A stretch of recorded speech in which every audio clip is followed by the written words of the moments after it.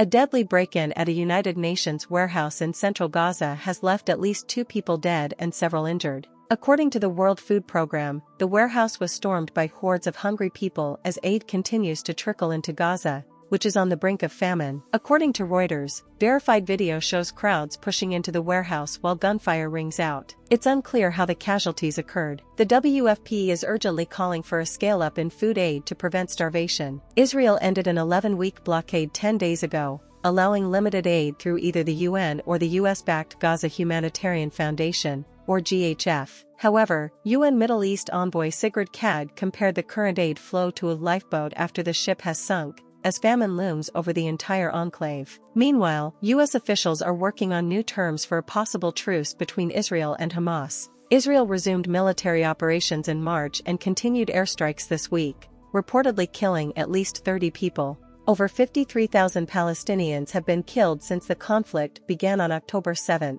2023, when Hamas killed 1,200 people in Israel and took around 250 hostages. The humanitarian crisis has drawn increasing global concern. Over half the UN Security Council is now urging immediate action. Slovenia's UN ambassador Samuels Bogar stated that remaining silent is not an option. A draft resolution is in the works to demand unimpeded aid access. Israel's UN ambassador Danny Danon said Israel would continue to allow aid via both the UN and the GHF for the immediate future. While the UN spreads panic and makes declarations detached from reality, the State of Israel is steadily facilitating the entry of aid into Gaza via 2 methods.